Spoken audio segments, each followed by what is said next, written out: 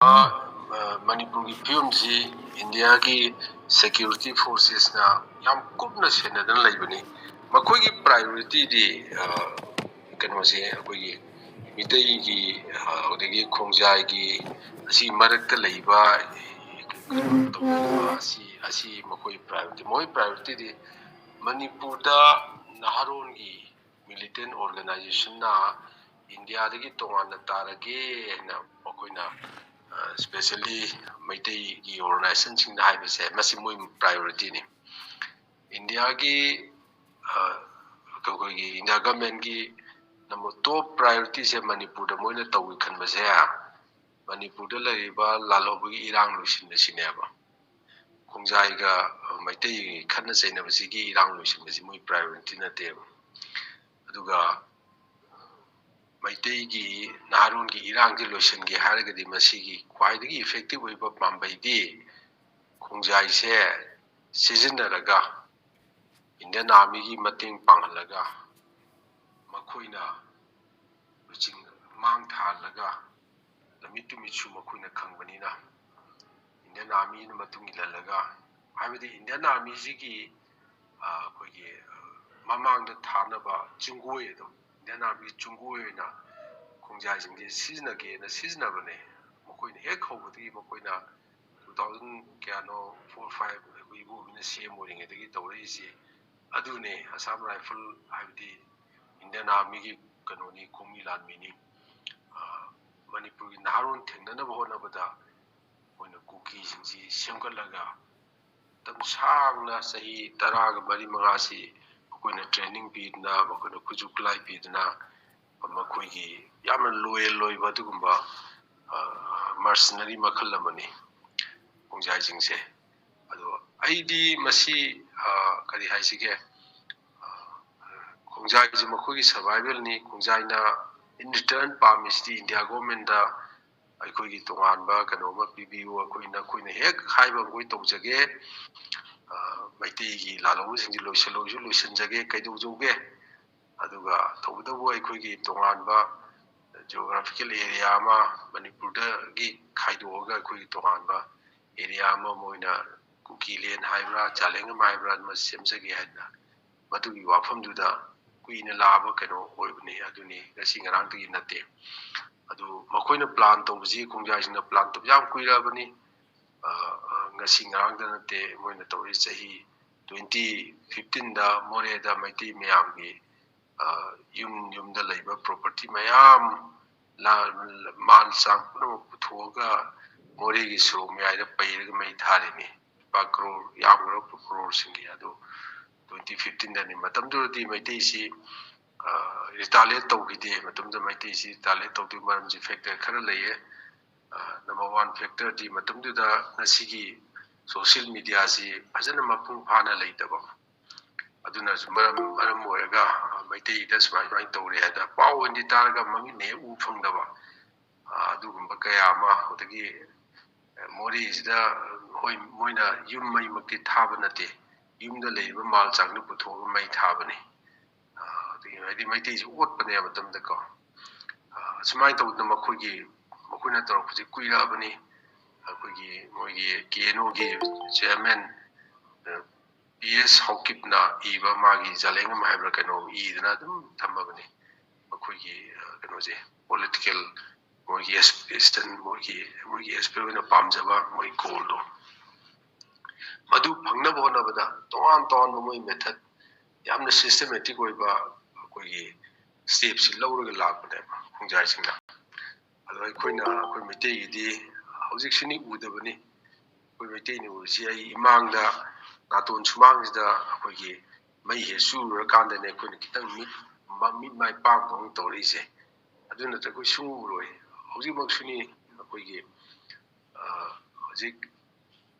machin da di IDP sing jang ta yam khanba saba Maitai singse akogi IDP singna mayam na mai makai leitadna awaba khaga koina kaidogi harau diro ga mi ama nin dim haijaba aduba ayama Maitai gi laikai khuding khungan khuding da tawri beti kumai ira ngakani nan sangai festival do tani koina thingiba adusu yamna madugi ꯒꯤ moral ꯒ꯭ꯔꯥꯎꯟꯗꯁꯨ ꯑꯃꯠꯇ ꯂꯩꯇꯕꯅꯤ ꯃꯔꯝꯗꯤ ꯁꯉꯥꯏ ꯐꯦꯁꯇꯤꯚꯦꯜꯒꯤ ꯃꯃꯥꯡꯗ ꯂꯣꯛꯇꯥꯛ festival ꯇꯧꯔꯤꯕꯅꯤ ꯑꯗꯨꯗ ꯅꯠꯇꯅ ꯌꯥꯎꯁꯪꯒꯤ ꯀꯨꯝꯍꯩ ꯊꯥꯕꯜ ꯆꯣꯡꯕ ꯀꯥꯡꯒꯤ ꯀꯨꯝꯍꯩ ꯈꯦꯆꯤ ꯆꯥꯕ ꯖꯣꯌꯗꯦꯕ ꯆꯣꯡꯕ ꯑꯗꯒꯤ ꯑꯩꯈꯣꯏꯒꯤ ꯀꯔꯤ ꯍꯥꯏꯕ ꯑꯩꯈꯣꯏ ꯗꯤꯋꯥꯂꯤ ꯑꯩꯈꯣꯏꯒꯤ ꯖꯒꯅꯤꯇꯥ ꯃꯩ ꯊꯥꯟꯗꯨꯅ ꯕꯝꯕꯨꯂꯥ ꯄꯣꯈꯥꯏꯗꯨꯅ ꯗꯨꯔꯒꯥ ꯄꯨꯖꯥ ꯇꯧꯗꯨꯅ ꯂꯣꯏꯅ ꯇꯧꯔꯤꯕꯅꯤ ꯀꯔꯤꯒꯨꯝꯕ ꯑꯩꯈꯣꯏꯗ ꯑꯩꯈꯣꯏꯒꯤ ꯁꯨꯃꯥꯏꯅ ꯇꯧꯗꯅ ꯑꯋꯥ ꯑꯅꯥ ꯇꯥꯔꯕ ꯌꯥꯝ ꯂꯩꯌꯦ ꯃꯤ ꯂꯤꯁꯤꯡ ꯁꯨ ꯌꯥꯝ ꯂꯩ ꯃꯌꯨꯝ ꯃꯀꯩ ꯊꯥꯗꯣꯛꯇꯅ ꯃꯣꯏꯁꯤ ꯂꯩꯔꯤꯕꯅꯤ ꯃꯈꯣꯏꯒꯤꯗꯃꯛꯇ ꯑꯩꯈꯣꯏ ꯑꯟꯗꯔꯁꯇꯦꯟ ꯇꯧꯁꯤ ꯍꯥꯏꯕ ꯀꯅꯥꯝꯇ ꯍꯥꯏꯕꯁꯨ ꯅꯠꯇꯦ ꯑꯗꯨꯝ ꯑꯝꯇ ꯇꯧꯕꯅꯦ ꯂꯣꯏꯅ ꯑꯍꯤꯡ ꯅꯣꯡꯌꯥꯏ ꯆꯨꯞꯄ ꯏꯁꯩ ꯅꯣꯡꯃꯥꯏ ꯇꯧꯗꯅ ꯏꯁꯩ ꯁꯛꯏꯕ ꯂꯝꯅꯦꯕꯀꯣ ꯑꯗꯨ ꯈꯪꯍꯧꯗꯅ ꯉꯁꯥꯏꯒꯤ ꯁꯉꯥꯏ ꯐꯦꯁꯇꯤꯚꯦꯜ ꯇꯧꯅꯤ ꯍꯥꯏꯔꯀꯥꯟꯗꯗ ꯑꯩꯈꯣꯏꯒꯤ IDPC ꯅꯤꯡꯁꯤꯡꯕꯗꯧꯅ ꯑꯩꯈꯣꯏ ꯄꯪꯇꯧꯗ ꯇꯧꯈꯤꯕꯅꯦꯕ ꯑꯩꯈꯣꯏꯒꯤ ꯑꯁꯦꯡꯕꯗꯤ ꯑꯩꯈꯣꯏꯅ ꯇꯧꯔꯤꯗꯨꯗꯤ ꯑꯣꯟꯅ ꯇꯩꯅꯕꯅꯤ ꯑꯩꯈꯣꯏꯒꯤ ꯃꯩꯇꯩꯒꯤ ꯑꯣꯏꯕ ꯀꯨꯝꯍꯩꯗꯨ ꯇꯧꯗꯅ ꯑꯩꯈꯣꯏꯅ ꯑꯋꯥꯕ ꯈꯥꯡꯗꯅ ꯑꯩꯈꯣꯏ ꯃꯩꯇꯩ ꯀꯝꯃ꯭ꯌꯨꯅꯤꯇꯤꯁꯦ ꯂꯩꯔꯤꯕ ꯈꯣꯡꯖꯥꯏꯒ ꯇꯧꯅꯕꯗꯒꯤ ꯑꯩꯈꯣꯏ ꯃꯤꯑꯣꯏ ꯆꯥ ꯀꯌꯥ ꯂꯤꯁꯤꯡ ꯀꯌꯥ ꯑꯋꯥꯕ ꯈꯥꯡꯉꯤ ꯑꯩꯈꯣꯏ ꯏꯔꯥꯡ ꯇꯧꯈꯤ ꯀꯨꯝꯁꯤꯀꯣ ꯑꯣꯏꯅ ꯍꯥꯟꯅꯒꯤꯗꯤ ꯍꯧꯅ ꯀꯨꯝꯍꯩ ꯏꯔꯥꯡ ꯇꯧꯔꯛꯑꯝꯗ꯭ꯔꯒꯗꯤ ꯁꯉꯥꯏ ꯐꯦꯁꯇꯤꯚꯦꯜꯗꯤ ꯒꯣꯔꯃꯦꯟ ꯇꯧꯒꯦꯁꯨ ꯍꯥꯏꯔꯣꯏꯗꯧꯕꯅꯤ ꯑꯗꯣ ꯃꯩꯇꯩꯗꯤ ꯅꯣꯔꯃꯦꯜ ꯑꯃ ꯑꯩꯈꯣꯏꯒꯤ ꯀꯨꯝꯍꯩ ꯏꯔꯥꯡ ꯇꯧ ꯂꯩꯕꯅꯤꯅ ꯃꯣꯏꯗꯤ ꯃꯩꯇꯩꯗꯤ ꯅꯣꯔꯃꯦꯂꯥꯏꯁ ꯇꯧꯔꯦ ꯃꯁꯥ ꯃꯇꯣꯝꯗ ꯅꯣꯔꯃꯦꯜ ꯑꯣꯏꯖꯔꯦ ꯑꯩꯈꯣꯏ ꯀꯨꯝꯍꯩ ꯏꯔꯥꯡ ꯑꯗꯨꯝ ꯇꯧꯔꯦ ꯑꯗꯨꯗꯤ ꯀꯩꯁꯨ ꯀꯥꯏꯗꯦꯅ ꯇꯧꯔꯛꯄꯗꯨꯅꯦꯕ ꯃꯧꯗꯩꯗ ꯑꯩꯈꯣꯏ ꯃꯩꯇꯩꯅ ꯑꯩꯈꯣꯏꯒꯤ ꯁꯉꯥꯏ ꯐꯦꯁꯇꯤꯚꯦꯜ ꯇꯧꯕ ꯌꯥꯔꯣꯏꯅ ꯁꯉꯥꯏꯗꯤ ꯑꯩꯈꯣꯏ ꯃꯩꯇꯩ ꯈꯛꯇꯒꯤꯁꯨ ꯅꯠꯇꯦ ꯑꯩꯈꯣꯏ ꯃꯩꯇꯩꯒꯤ ꯐꯦꯁꯇꯤꯚꯦꯜꯁꯨ ꯅꯠꯇꯦ ꯑꯗꯨ ꯁ꯭ꯇꯦꯠꯅ ꯑꯩꯈꯣꯏ ꯀꯥꯡꯂꯨꯞ ꯈꯨꯗꯤꯡꯃꯛꯀꯤ ꯅꯥꯒꯥꯒꯤꯁꯨ ꯌꯥꯎꯔꯤ ꯄꯥꯡꯒꯟ ꯌꯥꯎꯔꯤ ꯖꯥꯠ ꯈꯨꯗꯤꯡꯃꯛꯀꯤ ꯌꯥꯎꯅ ꯍꯥꯏꯗꯤ ꯄꯥꯔꯇꯤꯁꯤꯄꯦꯠ ꯇꯧꯅꯕꯒꯤꯗꯃꯛꯇ ꯇꯧꯖꯕꯅꯦꯕ ꯑꯗꯣ ꯑꯩꯈꯣꯏ ꯃꯔꯝꯗꯨ ꯑꯩꯈꯣꯏꯅ ꯇꯧꯔꯤꯗꯤ ꯏꯆꯥ ꯆꯥꯟꯅꯗꯕꯅꯦ ꯑꯁꯤ ꯍꯥꯏꯔꯗꯤ ꯑꯩꯈꯣꯏ ꯃꯤꯑꯣꯏ ꯑꯩꯈꯣꯏꯗꯨ ꯍꯣꯠꯅꯗ꯭ꯔꯦꯅ ꯑꯩꯈꯣꯏꯗ ꯑꯃꯨꯛ ꯆꯥꯔꯖ ꯇꯧꯔꯛꯀꯗꯣꯏꯅꯤ ꯑꯁꯤꯅꯤꯗ ꯑꯩꯈꯣꯏ ꯀꯩꯅꯣꯁꯦ ꯑꯗꯣ ꯁꯨꯃꯥꯏꯅ ꯇꯧꯔꯤꯕ ꯑꯩꯈꯣꯏꯒꯤ ꯆꯩꯔꯛꯁꯤꯗ ꯏꯟꯗꯤꯌꯥꯒꯤ ꯂꯤꯗꯔꯁꯤꯞꯁꯤꯅ ꯃꯣꯏꯅ ꯉꯥꯡꯊꯣꯔꯛꯄ ꯍꯥꯏꯗꯣꯔꯛꯄꯁꯤ ꯑꯩꯈꯣꯏꯗ ꯀꯔꯤ ꯍꯥꯏꯗꯧꯅꯣ ꯌꯥꯝꯅ ꯅꯨꯡꯅꯥꯡꯍꯟꯕ ꯌꯥꯝ ꯅꯨꯡꯉꯥꯏꯇꯕ ꯍꯥꯏꯗꯣ ꯈꯨꯗꯝ ꯑꯣꯏꯅ ꯄꯥꯔꯂꯤꯌꯥꯃꯦꯟꯇ ꯄ꯭ꯔꯥꯏꯝ ꯃꯤꯅꯤꯁꯇꯔ ꯃꯣꯗꯤꯅ ꯍꯦꯛ ꯍꯥꯏꯈꯤꯕꯗꯣ ꯍꯧꯖꯤꯛ ꯑꯩ ꯅꯥꯀꯣꯡꯗ ꯌꯦꯡ ꯂꯥꯎꯅ ꯃꯤꯠꯇ ꯁꯪ ꯎꯔꯤ ꯅꯨꯃꯤꯠꯇꯨ ꯃꯥꯅ ꯔꯥꯖ꯭ꯌ ꯁꯚꯥꯗ ꯍꯥꯏꯕꯅꯤ ꯂꯣꯛ ꯁꯚꯥꯗ ꯃꯌꯥꯝ ꯆꯪꯗꯅ ꯃꯅꯤꯄꯨꯔꯅ ꯂꯥꯎꯔꯤ ꯔꯥꯖ꯭ꯌ ꯁꯚꯥꯗ ꯆꯠꯈ꯭ꯔꯒ ꯃꯅꯤꯄꯨꯔꯒꯤ ꯃꯔꯝꯗ ꯃꯤꯅꯤꯠ 6-8 ꯉꯥꯡꯕꯅꯤ ꯑꯗꯨ ꯃꯥꯅ ꯉꯥꯡꯕꯗꯨꯁꯨ ꯃꯅꯤꯄꯨꯔꯗꯤ ꯍꯧꯖꯤꯛ ꯅꯣꯔꯃꯦꯜ ꯑꯣꯏꯔꯦ ꯁꯥꯟꯇꯤ ꯑꯣꯏꯔꯦ ꯑꯦꯛꯖꯥꯝ ꯇꯧꯔꯦ ꯀꯨꯝꯍꯩ ꯏꯔꯥꯡ ꯇꯧꯔꯦ ꯑꯗꯨ ꯀꯩꯁꯨ ꯂꯩꯇ꯭ꯔꯦꯅ ꯑꯗꯨ ꯃꯅꯤꯄꯨꯔ ꯂꯝꯁꯤ ꯑꯣꯟꯊꯣꯛꯄ ꯂꯝꯗꯤ ꯂꯝꯅꯤ ꯉꯥꯏꯍꯥꯛ ꯂꯩꯇꯅ ꯃꯣꯏꯁꯤ ꯃꯤ ꯑꯗꯨꯝ ꯍꯥꯠꯅꯕꯅꯤ ꯑꯗꯨ ꯃꯃꯥꯡꯗꯁꯨ ꯍꯥꯠꯅꯈꯤꯌꯦ ꯆꯍꯤ 9 ꯆꯪꯉꯤ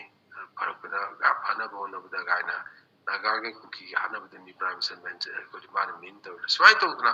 ꯑꯣꯟꯅ ꯁꯨꯝ ꯉꯥꯡꯕ ꯍꯥꯏꯗꯤ ꯊꯣꯛꯏꯕ ꯊꯧꯗꯣꯛꯁꯤ ꯅꯦꯆꯔꯦꯜ ꯑꯣꯏꯅ ꯊꯣꯛꯆꯔꯛꯄꯅꯤ ꯁ꯭ꯄꯣꯟꯇꯦꯅꯤꯌꯁꯂꯤ ꯊꯣꯛꯂꯛꯄꯅꯤ ꯑꯗꯨꯒ ꯃꯁꯤ ꯃꯇꯣꯝꯗ ꯑꯗꯨꯝ ꯂꯣꯏꯁꯤꯟꯖꯈꯤꯅꯤ ꯑꯗꯨꯒ ꯑꯩꯈꯣꯏ ꯏꯟꯗꯤꯌꯥ ꯒꯣꯔꯃꯦꯟꯅ ꯀꯩꯁꯨ ꯃꯁꯤꯗ ꯑꯩꯈꯣꯏꯅ ꯇꯧꯈꯤꯗꯕ ꯑꯝꯇ ꯂꯩꯇꯦ ꯍꯥꯏꯕꯒꯤ ꯃꯑꯣꯡꯗ ꯒꯣꯔꯃꯦꯟ ꯑꯣꯐ ꯏꯟꯗꯤꯌꯥꯅ ꯑꯩꯈꯣꯏꯒꯤ ꯃꯈꯨꯠ ꯍꯥꯝꯗꯣꯛꯄ ꯍꯥꯏꯗꯣ ꯃꯣꯏꯗ ꯑꯦꯀꯥꯎꯟꯇꯦꯕꯤꯂꯤꯇꯤꯁꯦ ꯃꯈꯣꯏꯗ ꯀꯩꯝꯇ ꯂꯩꯇꯕ ꯃꯈꯣꯏꯗ ꯃꯗꯨꯒꯤ ꯔꯦꯁꯄꯣꯟꯁꯤꯕꯤꯂꯤꯇꯤ ꯀꯩꯝꯇ ꯂꯩꯇꯕꯗꯧꯅ ꯑꯗꯨꯝ ꯉꯥꯡꯕꯅꯦꯕ ꯑꯗꯨꯒ ꯑꯩꯈꯣꯏꯒꯤ ꯇꯧꯔꯤꯕ ꯁꯤ ꯌꯦꯡꯉꯒꯗꯤ ꯃꯤ ꯈꯨꯗꯤꯡꯃꯛꯁꯨ ꯂꯣꯏꯅ ꯈꯪꯉꯤ ꯍꯧꯖꯤꯛ ꯇꯧꯔꯤꯕ ꯈꯣꯡꯖꯥꯏꯁꯤꯡꯗꯨꯗꯤ ꯏꯟꯗꯤꯌꯟ ꯑꯥꯔꯃꯤꯅ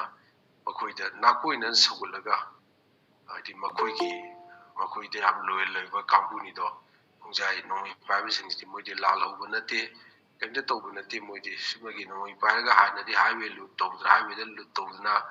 ꯍꯧꯖꯤꯛ ꯐꯣꯔꯦꯅꯔꯁꯤꯡ ꯃꯅꯤꯄꯨꯔꯗ ꯀꯣꯏꯔꯛꯄꯗ ꯐꯥꯔꯒ ꯔꯦꯟꯁꯝ ꯇꯥꯜꯂꯝꯕ ꯀꯥꯡꯕꯨꯅꯦꯕ ꯆꯤꯞ ꯏꯕꯣꯕꯤꯒꯤ ꯃꯇꯝꯗ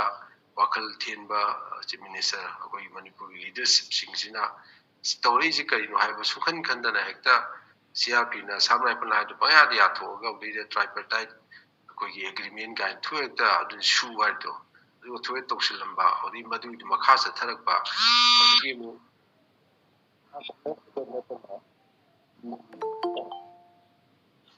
ꯃꯈꯥ ꯆꯠꯊꯔꯛꯄꯗ ꯅꯠꯇꯅ ꯆꯨꯝꯅꯒꯤ ꯑꯩꯈꯣꯏꯒꯤ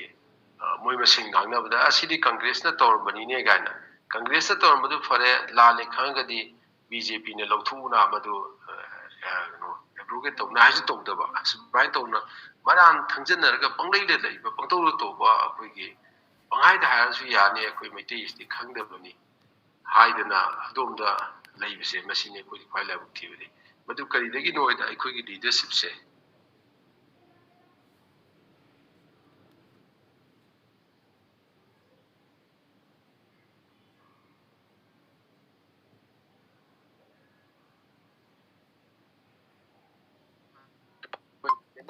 uri si kana udoino Manipur Chief Minister si udoineba koi Manipur tamda leram Chief Minister Biren City sagi ji dagi henbana mana karibu haiduna kogi Prime Minister my briefing kama ipiyam gude no koi understand taweba kogi kanoda kogi Home Minister da mana kari briefing tarum gude understand taweba haibadi mana present tarum gude riba magi viewpoint to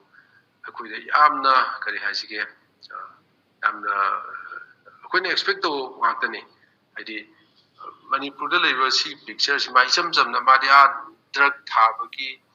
drug ki poppy thabagi odagi jungle kongthokudi thingubagi gaina adomna sum hanjan na broken record on record kai do no hanjan sum ngambado adunati adugi una tainabada khongjai singda makhoigi view vision du ajana articulate torga irang si mukona tongan ho no puthoga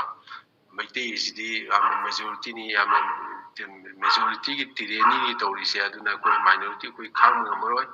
ko tribal oiba minority ko kham ngamre maitei na nei na kana do no puthoga am bajan puthokte adom na convince tau ki bodom na tauba asini da ko labuk team se aduna hojiksi Indian leadership no uram do isi Manipur da leiba film sidi maitei sidi chumi moi sidi kanoni ko army intelligence hai masi terrorist ni maitei sidi haibidi terrorism na moi thajabani haidi India ge against the land hobda thajabani India against the land hobdi moi terrorist ta haibane haidi India against the land hobuni ko Indian army sing attack to Indian army hale na moi maitei sidi terrorist ni terrorism na thajabani moi separate India ri separate to ga separatist ni an makoi da kari so koi na Indian India government kan so koi gi da soft corner line nga leiti habi wakhal adom da sat khaga koi India ge larger geopolitics ta South Asia gi adi koi vis-a-vis koi gi se Southeast Asia then greater da regional da koi gi Asia gi da hariga su China gi Nainariba vis-a-vis China India gi si maxly sigi geopolitics nadi Manipur gumba border labor state ta land houdan la loba separatist oiba kangbuji Indian interest am soi aduna Indian interest soi basi solution ji porke haragadi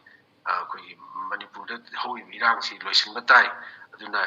Manipur da te Amit Shah na haigiba Home Minister haigiba lomi by 2026 ta India da la lobi thabak se loisilane na koi mainland da su Maoisting 20 by 2020 se loisin da samana na koi Manipur gi irang si adi irang gi Manipur ka da ngai rabane maitei gi da naga gi ju irang loi gare Assamese sing gi du irang le jabu mani Assamese di from gi sunate aduna kwaidai kitang moina serious le usi Manipur gi maitei la long si ne ba na Manipur gi maitei la long si kari na dil to gade gi habji khonja na torga chungjai na makoi gi attitude uin sinner bane ba na khongjai hariba attitude sin bu khongjai du ga maitei ga khanar kon tan masana makoi na khongjai misang chang da na dikana misang chang da ge do koi ai khoi na bi khanjabi ai ko India ji kanoni akoi ju we are part of Indian Union gi parcel of Manipur se Manipur makta da bu smaina Manipur da laiba maitei Manipur da laiba kanglup sing da amada tongsen nai khanjabi ai but India gi larger interest di adu moine khanda makai India gi kogi kanoda policy da Indian gi interest da sokpa lalobi thabak mainland da Maoist sing na tawriba Naxalite na tawriba or Northeast da ngasi di Manipur ka tangai sale adu maitei ka tangai sale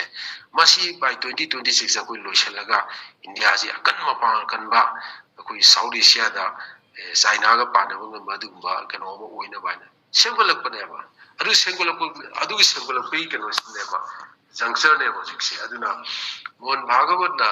RSS chiman mabugana na hari do mabudi Hindu gi kano ne na gi organization gi leader ne laibani aduga maitei jing Hindu ni haina lobuni na koi gi ꯀꯔꯤ ꯍꯥꯏꯁꯤꯒꯦ ꯑꯗꯣꯝꯗ ꯌꯦꯡꯉꯒꯁꯨ 마주 larger narrative se akogi India government na piba narrative Manipur's assume swada mo machine ba thana bani mamang da hana gi sei te ni pan sangi ye haduna sisu dum matam sangani sei yom hojale sei yom chujale ya sei mari manga sangi bi ai ganum hai bi ni ana tasing badi sigi irang sidi adum Modi government sin loisan gi ha gadi tha pha dum na tisidi mamdi Irang to riba khongjai jingse suda nuti gi wari sa ngali den wari sa dili de kor ko wari sa jingse noi togunu noi na si tor noi su jo kuna makha sa tharoi noi togunu ko na haibida su tog to roi do ne su to do to laga sum khana ba sum maitei de sum attack to laga maitei singsi gi keno se sondan ba da khoi sondan ba odi khoi lalong bu sing ju khoi praja singa samna handana ba odagi hoi makal makal ni moina India government kan jarna ada somda mu ai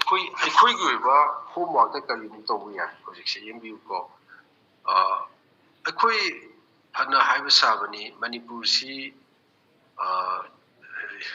manipur gi integrity unity je ko nga ke haragadi ngasi mai tina tawnadi ba khongjai gi keno su luisan ba tab na ru munai ba tab ne kuna khongjai eliminate taw ngam ga daw nate aduna sidi khongjai ga gi yana ba se gi madu koina purok pa tab ne koina madu gi role ko na law ga daw ne ba